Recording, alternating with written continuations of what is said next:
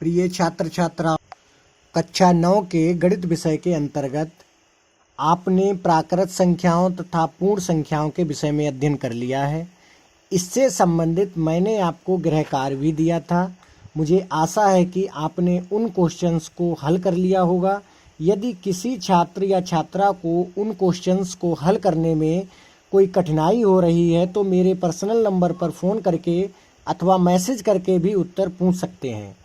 आज हम उसी क्रम को आगे बढ़ाते हुए हम पढ़ेंगे कि पूर्णांक किसे कहते हैं, किस तरह से होते हैं पूर्णांक। तो पूर्णांक इंग्लिश में इनको इंटीजर्स कहते हैं। पूर्णांक दो प्रकार के होते हैं। नंबर 1 धन पूर्णांक, नंबर 2 ऋण पूर्णांक। धन पूर्णांक पॉजिटिव इंटीजर्स इनको कहते हैं, जैसे 1 2 3 4 5 डॉट डॉट डॉट आगे जितने भी पूर्णांक होंगे वो सभी धन पूर्णांक कहलाते हैं। धन पूर्णांकों को हम संख्या रेखा पर सदैव शून्य के दाईं ओर लिखते हैं। जैसे संख्या रेखा पर संख्याओं को निरूपित करना आपने सीख लिया है। अब ये है शून्य, शून्य के इधर ये हो गया है दाईं ओर, इधर है बाईं ओर। तो धन पूर्णांकों को हम सदैव संख्या रेखा के दाईं ओर लिखते हैं। 1 2 3 4 ऐसे बढ़ते जाएंगे तो आगे के जितने भी पूर्णांक आएंगे वो इससे बड़े पूर्णांक आते जाएंगे। इसी तरह से होता है ऋण पूर्णांक, negative integers. -1 -2 -3 -4 dot dot dot सभी ऋण पूर्णांक कहलाते हैं। ऋण पूर्णांकों को हम संख्या रेखा पर सदैव शून्य के बाईं ओर लिखते हैं। ये है शून्य, इधर जितने भी ऋण पूर्णांक लिखे जाएंगे वो सभी ऋण पूर्णांक कहलाएंगे। एक बात और आपको ध्यान रखनी है कि -1 से छोटा होगा -2 और -2 से छोटा होगा -3। जितना हम इधर आगे बढ़ते जाएंगे उधर उतने ही हमें छोटे पूर्णांक प्राप्त होते जाएंगे। वहीं इसके विपरीत तो ये दो तरह के हो गए, धन पूर्णांक और ऋण पूर्णांक। सभी प्रकार के पूर्णांक चाहे वो धन हो या ऋण हो के संग्रह को कैपिटल Z से व्यक्त करते हैं, अर्थात Z बराबर हो गया, इधर और सारे पूर्णांक भी होंगे डॉट डॉट डॉट -5 -4 -3 -2 -1 0 1 2 3 और आगे बहुत सारे। अब आपके मन में एक क्वेश्चन ये उठ रहा होगा कि ये जो शून्य है 0 ये धन पूर्णांक है अथवा ऋण पूर्णांक। तो मैं आपको यहाँ पर एक बात क्लियर करता हूँ कि ये शून्य है, ना ही धन पूर्णांक है और ना ही ऋण पूर्णांक है, लेकिन ये पूर्णांक है। पूर्णांकों से संबंधित महत्वपूर्ण बिंदु जो हैं, नंबर पहला है सभी पूर्ण संख्याएं। पूर्ण संख्याएं कौन कौन सी होती हैं? 0 1 2 3 4 आगे डॉट डॉट सभी पूर्ण संख्याएं पूर्णांक हैं, परंतु सभी पूर्णांक पूर्ण संख्याएं नहीं हैं, क्योंकि पूर्णांकों में ऋण पूर्णांक भी आ जाते हैं और ऋण पूर्णांक जो है पूर्ण संख्याएं नहीं हैं। नंबर दूसरा है पूर्णांकों की संख्या अपरिमित होती है, कोई भी इनकी फिक्स नंबर नहीं होता है, पूर्णांकों की संख्या अपरिमित होती है। तीसरा नंबर है शून्य ना तो धन पूर्णांक है और ना ही ऋण पूर्णांक, ये मैं आपको बता चुका हूँ।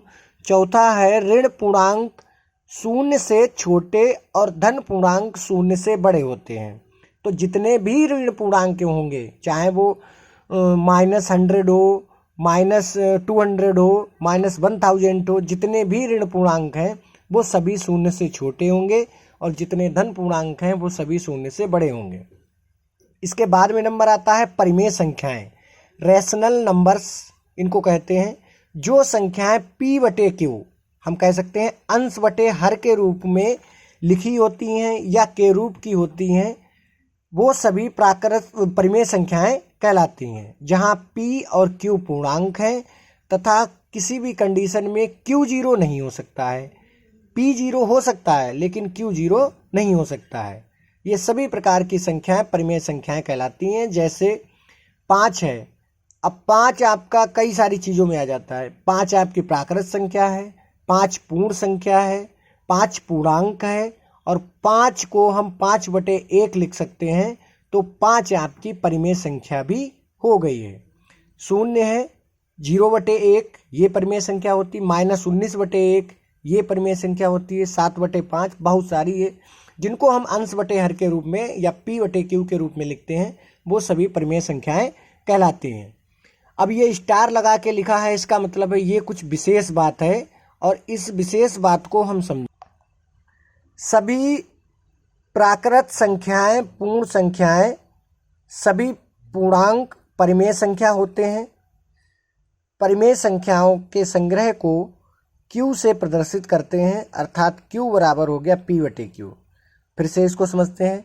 सभी प्राकृत संख्याएं, सभी पूर्ण संख्याएं। प्राकृत संख्याएं कौन कौन सी, जिनका प्रयोग हम गिनती में करते हैं, 1 2 3 4 5 डॉट डॉट। सभी पूर्ण संख्याएं, प्राकृत संख्याओं में यदि हम जीरो को भी शामिल कर लें तो सभी पूर्ण संख्याएं बन जाएंगी। सभी पूर्णांक, चाहे वो ऋण पूर्णांक हो चाहे वो धन पूर्णांक हो, परिमेय संख्या होते हैं। परिमेय संख्याओं के संग्रह को Q से प्रदर्शित करते हैं, अर्थात Q बराबर हो गया आपका P/Q, जहां P, Q अवयव है Z। मतलब P और Q जो है वो पूर्णांक हो गए आपके, चाहे वो ऋण पूर्णांक हो गया धन पूर्णांक। फिर वही बात है, Q इज नॉट इक्वल 0, किसी भी कंडीशन में Q 0 नहीं हो सकता है। तो इस टॉपिक से संबंधित आपके लिए हम गृह कार्य दे रहे हैं, बहुत ही आसान है। यदि आप इस वीडियो को ध्यानपूर्वक पढ़ेंगे, सुनेंगे, तो आपको इन क्वेश्चंस को करने में कोई भी प्रॉब्लम नहीं होगी। अगर कोई परेशानी आती है तो वीडियो को दोबारा रिपीट करके देखें, उसके बाद भी आपकी समस्या का समाधान नहीं हो पा रहा है तो आप मुझे मैसेज करके या फ़ोन करके भी इसका आंसर पूछ सकते हैं। क्वेश्चन है, नीचे दिए गए कथन सत्य हैं या असत्य, कारण के साथ अपने उत्तर दीजिए। प्रत्येक पूर्ण संख्या एक प्राकृत संख्या होती है, ये आपको सत्य है या असत्य ये बताना है। दूसरा है, प्रत्येक पूर्णांक एक परिमेय संख्या होती है। तीसरा है, प्रत्येक परिमेय संख्या एक पूर्णांक होती है। ये क्वेश्चन